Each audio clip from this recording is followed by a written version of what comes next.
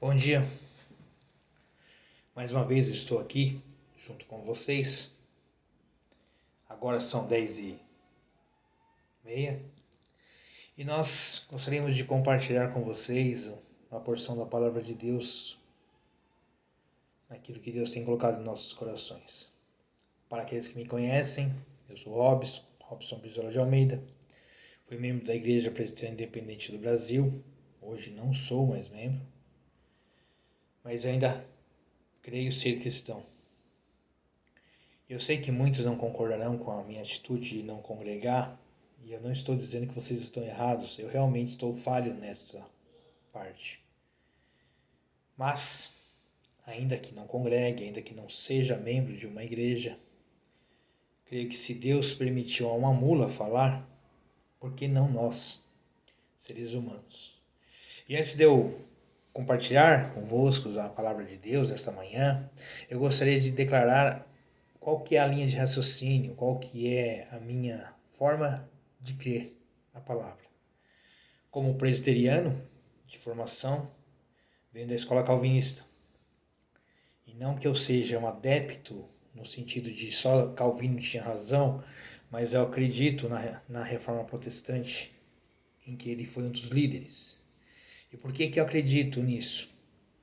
Pelos 5 pontos que nós defendemos. Está escrito em latim: sola gratia, sola fide, solus Christo, solos Escritura, soli Deo glória. Ou seja, só a graça, só a fé, somente Cristo, só a Escritura, somente a Deus glória. Então eu não dou glória a homens, não dou glória a personagens, eu não dou glória a grupos.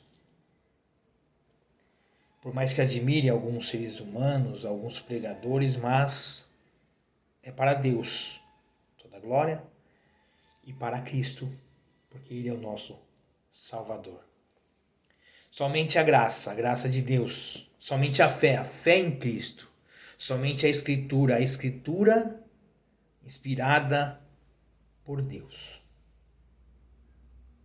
E nada que escape desses 5 pontos serve de forma verdadeira para a vida do cristão. E nessa manhã com vocês eu quero compartilhar um texto na palavra de Deus que talvez poderíamos usá-lo no período pascal, período recente, né? A Páscoa passou há pouco tempo. Mas eu gostaria de compartilhar esse texto com vocês essa manhã, porque ele fala muito mais sobre o período em que nós vivemos, essa pandemia mundial que afeta o mundo, para chamar a atenção dos cristãos de uma forma geral, incluindo entre eles. Porque se a palavra não falar comigo,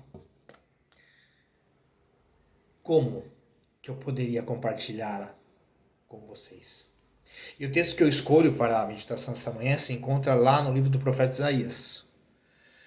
O capítulo 52, dos versos 12 ao 15 e todo o capítulo 53. Então, livro do profeta Isaías, capítulo 52, do 13 ao 15 e todo o capítulo 53. Quando eu estava na igreja, antes de ler a palavra,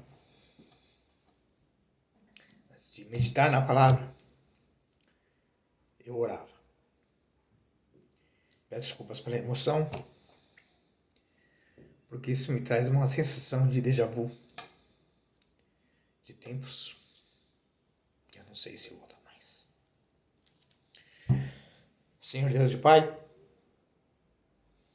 na Tua presença eu me coloco para a leitura da Tua palavra, para a meditação da Tua palavra e para sentir a Tua palavra. Peço a Deus que o Teu Espírito Santo paire em nossas mentes, em nossos corações nesse momento, para que ao ler a Tua palavra, para que ao compartilhar a Tua palavra, possamos ser alcançados pelo Teu amor e pela Tua graça. Peço-te perdão, ó Deus, pelos meus pecados, pela minha transgressão. Peço-te perdão, ó Deus, pela minha insolência e atrevimento de estar diante de ti. Mas pela tua graça, eu te suplico, fala comigo e com o teu povo. É no nome do teu Filho Jesus que eu te peço e agradeço. Amém. Livro do profeta Isaías, capítulo 52, do 13 ao 15 e todo o capítulo 53. A palavra do Senhor assim nos fala. Na Bíblia, versão atualizada de João Ferreira de Almeida, nós encontramos o seguinte subtítulo: o sofrimento vicário do servo do Senhor. Eis que o meu servo procederá com prudência, será exaltado e elevado e será muito sublime. Como pasmam muitos à vista dele, pois o seu aspecto está muito desfigurado, mais do que outro qualquer, e a sua aparência mais do que dos outros filhos dos homens, assim causará admiração às ações, e os seis fecharão a sua boca por causa dele, porque aquilo que não lhes foi anunciado verão, e aquilo que não ouviram entenderão. Quem creu em nossa pregação? E quem foi revelado? O braço do Senhor. Porque foi subindo como renovo perante ele e como raiz de uma terra seca. Não tinha aparência nem formosura. Olhámo-lo, mas nenhuma beleza havia que nos agradasse. Era desprezado e o mais rejeitado entre os homens, homem de dores, que sabe o que é padecer. E como um de quem os homens escondem o rosto, é desprezado e dele não fizemos caso. Certamente, ele tomou sobre si as nossas enfermidades e as nossas dores levou sobre si. E nós o reputávamos por aflito, ferido de Deus e oprimido. Mas ele foi traspassado pelas nossas transgressões e moído pelas nossas iniquidades. O castigo que nos traz a paz estava sobre ele, e pelas suas pisaduras fomos nós sarados. Todos nós andávamos desgarrados como ovelhas, cada um se desviava pelo caminho, mas o Senhor fez cair sobre ele a iniquidade de nós todos. Ele foi oprimido e humilhado, mas não abriu a boca. Como cordeiro foi levado ao matadouro, e como ovelha muda perante os seus tosqueadores, ele não abriu a boca. Por juízo opressor foi arrebatado, e de sua linhagem, quem dela cogitou? Porquanto foi cortado da terra dos viventes por causa da transgressão do meu povo, foi ele ferido. Designaram-lhe sepultura com o perverso, mas com o rico estava na sua morte, posto que nunca fez injustiça e nem dolo algum se achou em sua boca. Todavia, ao Senhor agradou moê-lo, fazendo-o enfermar.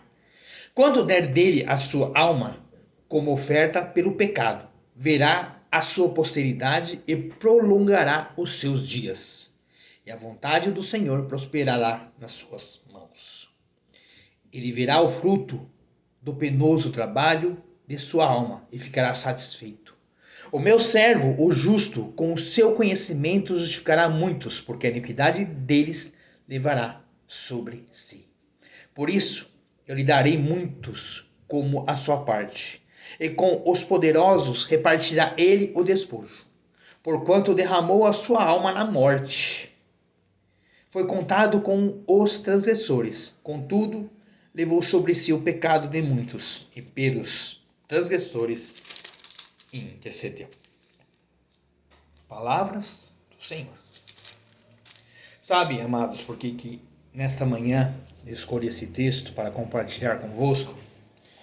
Vivemos um momento de pandemia mundial onde as pessoas estão, de certa forma, desesperadas, amedrontadas, têm medo de sair da rua, têm medo de compartilhar sua vida com outras pessoas, de estar com outras pessoas. Vemos as proibições que vêm do governo de não poder trabalhar, de não poder congregar nas igrejas, de não poder participar de eventos sociais, estar em praias, parques e tantas outras proibições nas quais nós presenciamos nesses períodos de pandemia. Desculpa. E de repente, nós vemos os cristãos diante de um desafio. E qual é o desafio do cristão nesse momento? Manifestar-se pronto para fazer a vontade de Deus. Tem uma música que eu gostaria de citar, de um autor, eu não sei quem é o autor, segundo aqui a que eu pesquisei, um tal de Davi Sasser e um Luiz Arcanjo.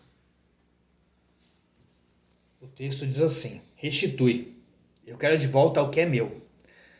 Sara-me e põe teu azeite em minha dor. Restitui, eleva-me às águas tranquilas, leva-me ao refrigério da minha alma. Restitui. Bom, irmãos, eu quero chamar a atenção para essa letra, não de uma forma positiva. Quando eu falei sobre a questão do desafio, é a questão de se colocar totalmente nas mãos de Deus. E tomar cuidado com o que você pede a Deus. A letra fala, eu quero de volta o que é meu. Aí eu pergunto, o que nós achamos que é nosso? O que nós de verdade achamos que nos pertence? O que uma letra dessa quer dizer? Eu quero de volta o que é meu. O que é meu? Não lemos aqui o texto? O que foi que Cristo fez na cruz? O que ele carregou na cruz? Carregou os nossos pecados, as nossas enfermidades, as nossas dores. Então eu pergunto, de uma forma geral, me incluindo nessa pergunta, nós queremos isso de volta? Por acaso queremos de volta o nosso pecado? Queremos de volta a nossa enfermidade? Queremos de volta a nossa dor? Queremos de volta o nosso direito a ir para o inferno, sem ao menos conhecer a graça? Porque o que Deus carregou na cruz, através de Jesus Cristo, foi isso. Foi o nosso pecado. Somente através da morte redentora de Cristo na cruz é que nós temos acesso à graça. Então, se nós queremos de volta o que é nosso, como a letra da música assim o diz, então nós estamos pedindo para Deus de volta a nossa transgressão, nosso pecado, a nossa dor, a nossa perdição. E nós vemos, e eu falo isso nesse momento de pandemia, porque muitas das vezes, lá abrindo o Facebook ou as outras redes sociais, nós vemos, eu declaro que uma reviravolta vai acontecer na sua vida em nome de Jesus, eu declaro que toda enfermidade vai sair da tua casa, eu declaro que isso, eu declaro que aquilo, e só declarando, como se nós pudéssemos declarar alguma coisa em nossa vida. Nem eu que estou fora da igreja há mais de, talvez 10 anos, ou um pouco mais, nunca me atrevi a declarar diante de Deus nada, porque eu sei muito bem que seja para a vida ou seja para a morte, se for para a honra e glória do Senhor, que assim seja. E não me chamem de conformista por conta disso, porque eu só aceito aquilo que Deus determina na minha vida. Ainda que eu ache ruim, penoso, difícil de lidar, se for da vontade de Deus, que assim seja. E vemos pessoas declarando, afirmando, determinando, não aceitando. Quantas pessoas morreram nessa pandemia? E eu pergunto, quantos cristãos morreram nesta pandemia? Eu te pergunto, eles eram menos cristãos que os outros? Como podem alguns pregadores determinarem, falarem, anunciarem, exigirem? Vamos nos lembrar da oração de Cristo no Getsemane? Pai, se for possível, passa de mim este cálice. Mas antes seja feita a tua vontade e não a minha. Este é Cristo falando. Cristo. O próprio Deus, o Deus de Deus, o Pai, o Filho. Na sua forma humana, que assumiu para, em nosso lugar, pagar pelas nossas transgressões. Então, quando você pede para restituir, é isso que você quer? Que seja restituído o seu pecado, a sua transgressão, a sua dor, o seu problema, a sua falta de esperança. Porque se Cristo é a esperança, se Cristo é a graça, se Ele veio pagar pelo nosso pecado, é isso que nós temos. É isso que nós temos. Porque nós não olhamos para a palavra de Deus? Porque nós não olhamos para os apóstolos? Ao invés de querer determinar situações para a nossa vida que nos beneficiam como seres humanos, nós estamos vivendo um cristianismo antropocêntrico, onde o homem é o centro, onde você quer satisfazer as suas vontades, os seus desejos e não a vontade de Deus. E mesmo eu, pecador que sou, imundo, inútil, me entrego à vontade dele, nem que seja a perdição, porque ele é soberano sobre todas as coisas, sobre tudo. Sobre a minha vida, sobre a sua, e sobre o ateu que nem nele acredita. Nada escapa ao poder de Deus. Então, por favor, eu imploro à igreja, não aceite esse tipo de exigência, porque de Deus nada se exige. Ou você vive para Ele, ou você vive para você mesmo, mas não se exige nada de Deus. Não se determina nada a Deus. Não se proclama nada a Deus. Você pode pedir. Mas aprenda com a humildade do próprio Cristo. Seja feita a tua vontade e não a minha. Eu posso aqui passar horas falando sobre os apóstolos, sobre suas vidas, principalmente antes e depois de conhecer a Cristo. O próprio apóstolo Paulo, quando ainda era Saulo, um grande estudioso que estudou aos pés de Gamaliel, uma autoridade que tinha o poder de ir e vir no império, que quando foi pedir cartas para perseguir os cristãos, ele não foi lá pedir autorização, não. Ele meio que quase que exigiu aquelas cartas para poder justificar o seu crime. E conta-nos a história lá em Atos, que no caminho para Damasco, ele foi derrubado do seu orgulho para poder servir a Deus. E quando ele já cego, orando, Deus vai lá e manda Ananias visitá-lo. Deus fala assim para Ananias: este é para mim um vaso escolhido. E ele saberá o quanto custa sofrer por meu nome. Então o convite que Deus fez para Paulo, quando ainda Saulo, era para que ele aprendesse a sofrer pelo Evangelho. E quem conhece a história de Saulo, agora Paulo, sabe muito bem pelo que ele passou. E não obstante todo o sofrimento que ele passou na vida para servir a Deus, o seu fim foi a decapitação. Ele não foi assunto aos céus, ele não foi uma pessoa que não morreu, que não conheceu a morte. Ele realmente passou pela morte, e pela morte uma execução, a decapitação.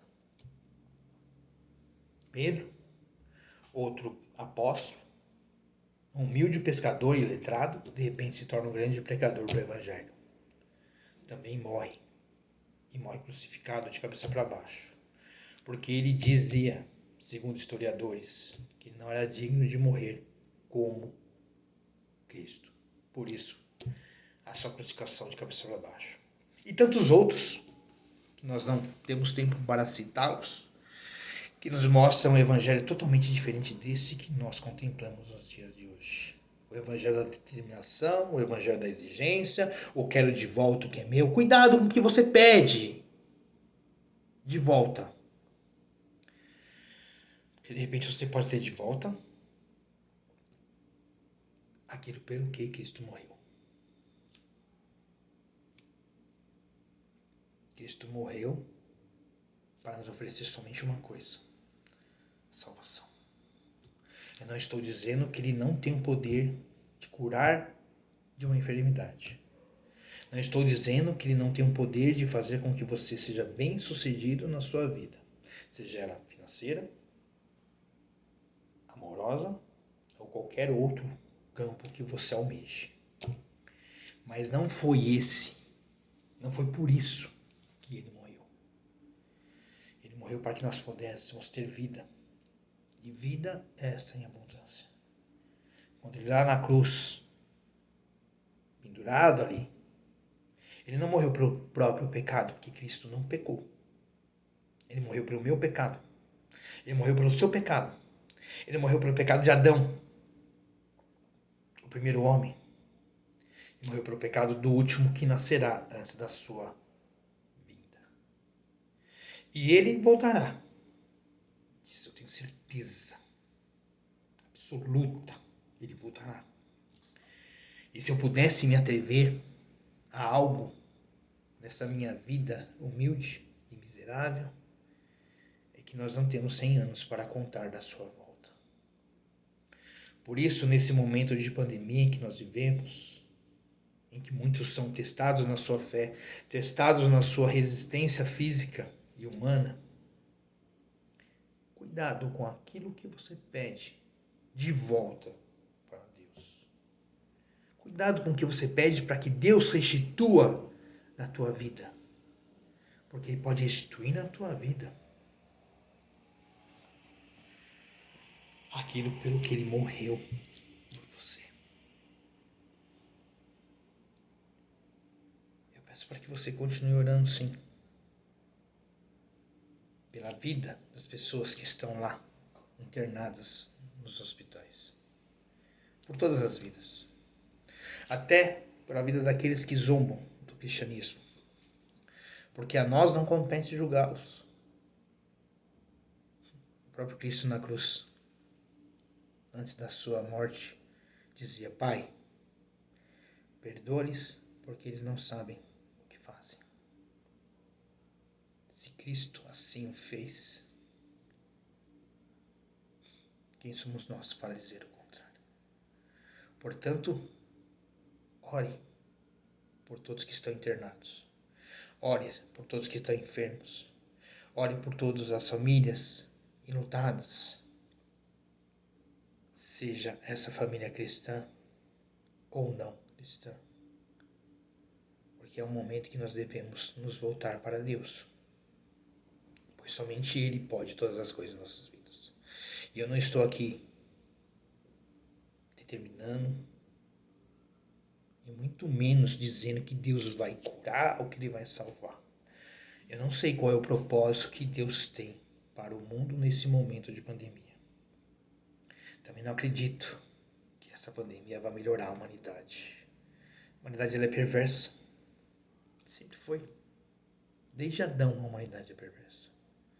Eu só espero que acabe essa pandemia, ou prolongue-se essa pandemia, o resultado dela seja somente uma coisa: a vontade de Deus manifesta em nossas vidas e também no mundo. Que Deus possa nos abençoar, que Deus possa completar em nós a sua palavra e que Ele possa nos ensinar a entender o que de fato Ele tem para nós.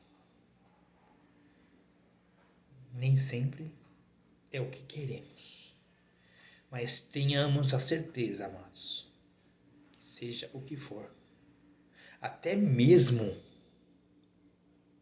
a nossa própria morte, é o melhor para nossas vidas. Nós vamos orar, agradecendo a Deus pela sua palavra. Pai de misericórdia, Deus bendito, te agradecemos por essa palavra que fala no nosso coração. Te agradecemos por essa palavra que toca em nossas vidas. E te pedimos, ó Deus, para que Tu nos ensine a entender a Tua vontade, para que nós não caiamos na tentação de acreditarmos que podemos exigir algo de Ti, porque nós nada podemos exigir de Ti. Na verdade, nada nós podemos sem Ti. E é por isso que diante de Ti nos prostramos, nos humilhamos no pó da terra. Perdoa os nossos pecados, Pai. Dá-nos fé. E acalenta o nosso coração. Esteja, Senhor, visitando os enfermos por conta dessa pandemia.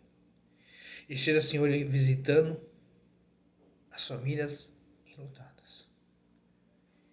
Esteja, Senhor, capacitando a sua igreja para estar pronto a enfrentar os dias que virão. É no nome santo do teu Filho Jesus que nós te imploramos. Amém, Senhor. Amém. Bom, a semana ainda está começando, então uma boa semana a todos, e aqueles que quiserem podem seguir o meu canal lá no YouTube.